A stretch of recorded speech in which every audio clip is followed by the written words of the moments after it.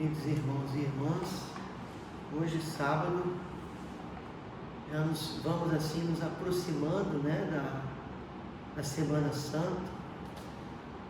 Estamos vivendo essa situação de pandemia, não estamos podendo ir à missa presencialmente, mas nosso retiro quaresmal continua. Ontem falávamos de São José, mas anteriormente, no nosso retiro espiritual, nós falamos por último da preguiça, não falamos por último. Hoje nós vamos falar da assídia.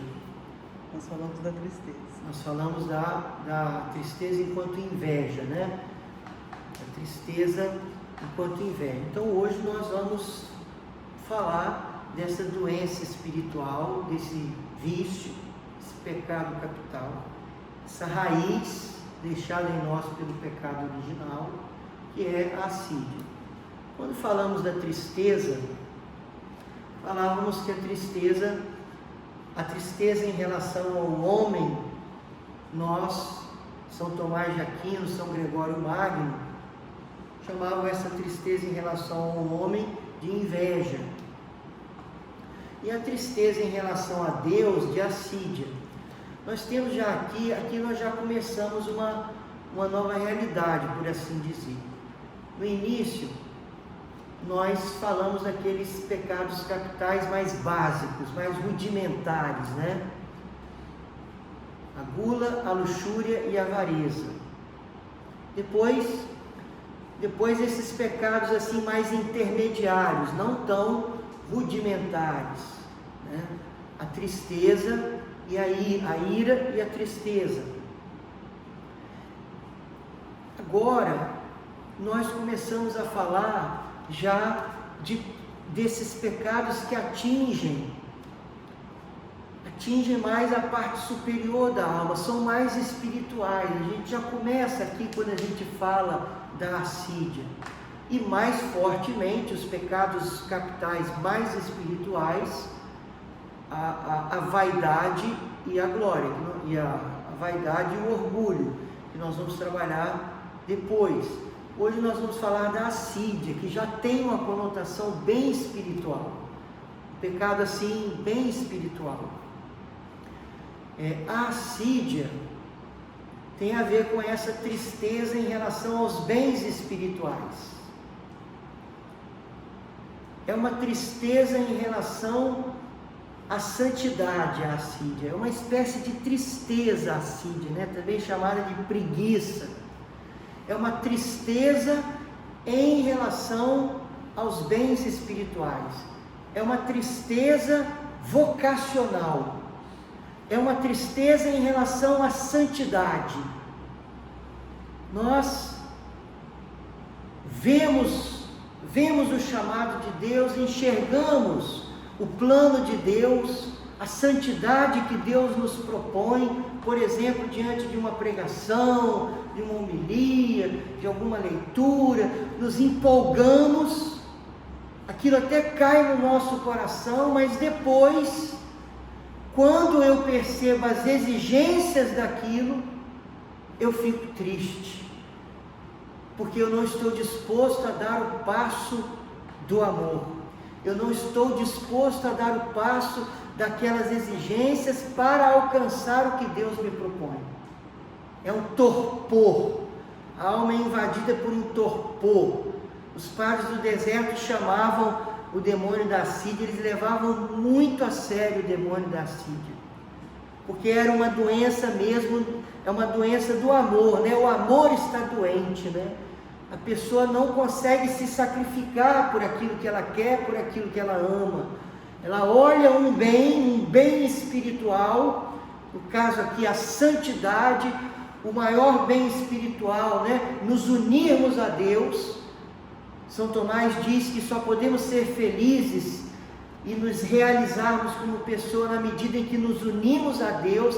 A alma até enxerga isso, mas ela fica triste, amargurada, abatida, letárgica, quando ela olha o processo. Ela não está disposta ao processo. Ela quer a ressurreição, mas ela não quer a cruz que antecede a ressurreição. Na verdade, é uma doença espiritual onde por causa do pecado original, a alma passa a olhar o bem como um mal, como se fosse um mal. Ela passa a olhar o bem como se fosse um mal. É uma coisa muito ruim a assídia. Não é uma mera preguiça, é uma coisa que atinge o amor, porque o amor é sacrifício, o amor é entrega, o amor é luta. O amor, ele, como temos dito aqui, ele é forte o suficiente para você perder, para você se sacrificar por amor, por alguém, por Deus. E a alma, ela perde então esse vigor, ela perde essa força, ela se torna pusilânime. Ela se torna inconstante, né? É muito comum a assídia ter esse efeito da inconstância, porque como o assidioso, ele se entristece diante das exigências, diante das renúncias, diante do preço que ele tem que pagar, o trabalho que ele tem que fazer, a luta que ele tem que travar, ele se torna inquieto, instável. Ele está sempre procurando alguma coisa nova, ele não aprofunda em nada na vida espiritual. O sujeito está aqui e tal, daqui a pouco, quando começa a vir as dificuldades, ele já muda, já vai procurar outra coisa, já vai querer, porque ele está nesse superficial, ele sofre um torpor diante dos trabalhos, né? Diante das exigências. Os padres do deserto chamavam a assídia de o demônio vagabundo. O demônio vagabundo, que coisa, o demônio. Evagrio Pontico tem um texto dele que ele diz: esse demônio, eu não gosto nem de falar dele, eu não gosto nem de falar dele com medo dele me atacar, tipo assim, né? É um pecado terrível, é uma raiz terrível, porque nos impede de viver o amor verdadeiro. A pessoa tomada por aquela tristeza, eles chamavam também o demônio do meio-dia, o demônio do meio-dia, né? O demônio que ataca depois ali naquele horário, né? Então, a pessoa tomada por aquela tristeza, por aquela assídia, por aquele torpor, ela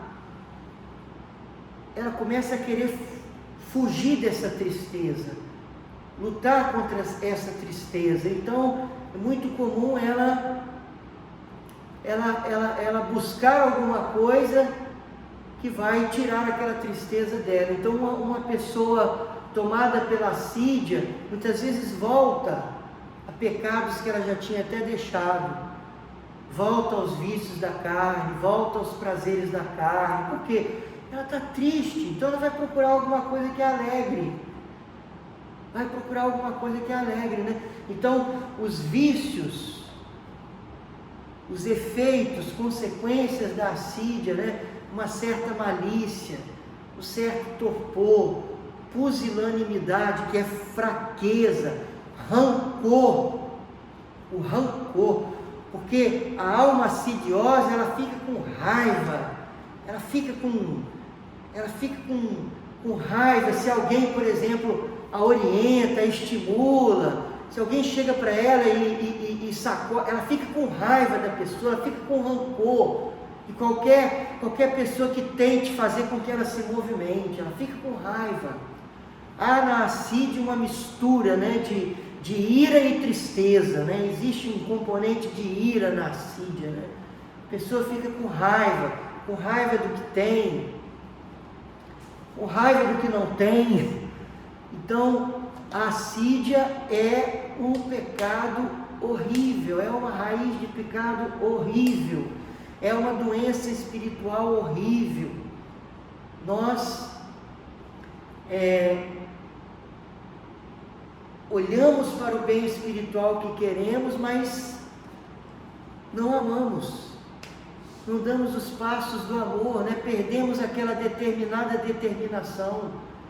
Santa Teresa d'Ávila, que fala nas segundas moradas da determinada determinação, diz que quem quer progredir não pode desistir, não pode se cansar, tem que estar resoluto, né?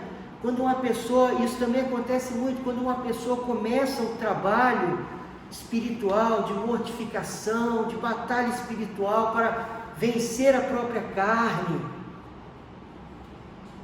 o demônio da assídia ataca ela, né?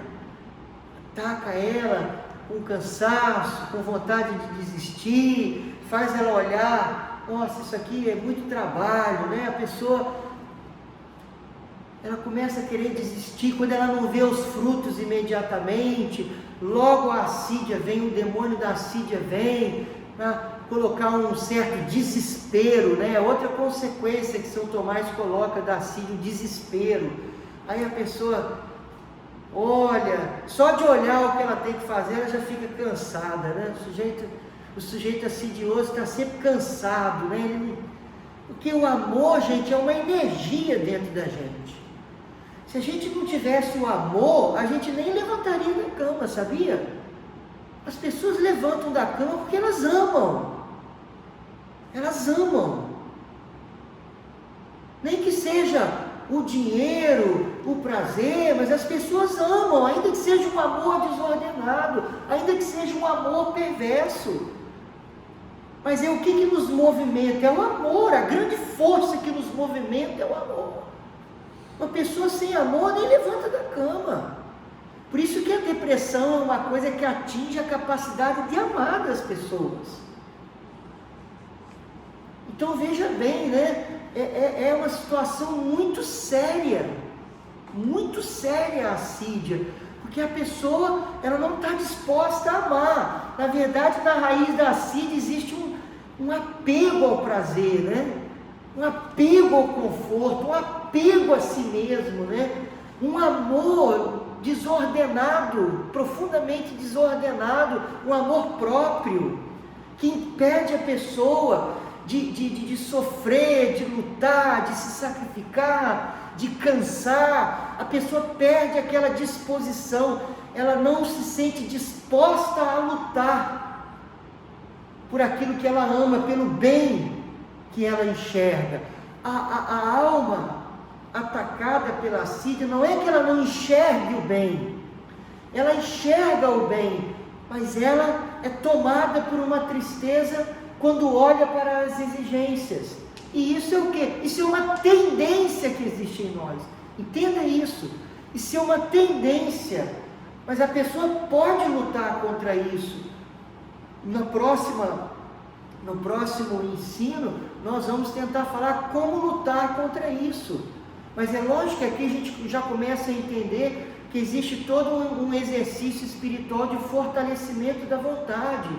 Sobretudo a faculdade da alma com a qual nós amamos é a faculdade da vontade. Pela vontade que nós amamos.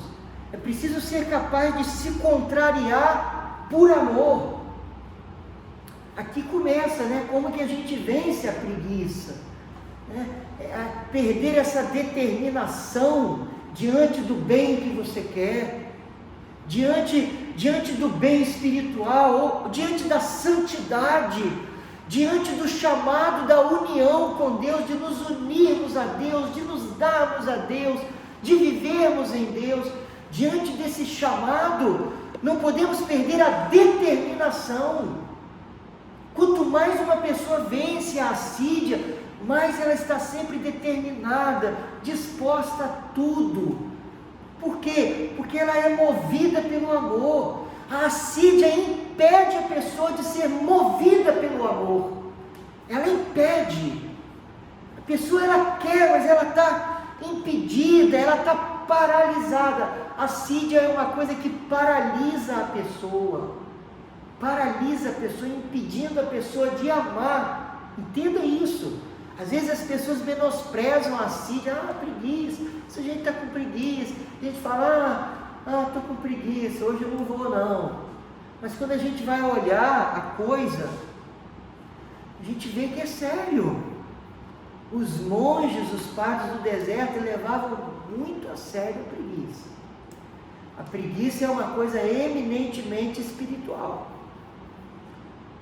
Então peçamos ao Senhor que nos dê a graça de vencer a preguiça, de vencer a assídia, essa doença que nos incapacita de amar. Antes de terminar, só para ficar claro, tenhamos em mente sempre que quando nós falamos dos pecados capitais, nós estamos falando dessas tendências que existem em nós, essa inclinação que existe em nós. Muitas vezes não é o pecado em si, mas a tendência, a inclinação, aquela raiz de pecado. Ok? Então Deus nos abençoe, sejamos fortes no amor, nada nos impeça de sermos determinados, nada nos impeça de sermos determinados. O que acontece com o assidioso é isso, né? Ele quer aquele bem, mas quando ele percebe que o egoísmo dele tem que morrer, que ele tem que fazer essa passagem, essa Páscoa para a ressurreição, ele fala, dá muito trabalho isso, né? É um cansaço, só de olhar já estou cansado, né? Então peçamos ao Senhor essa graça, não perdemos a determinação do amor, ok? Louvado seja o nosso Senhor Jesus Cristo. Para sempre seja louvado.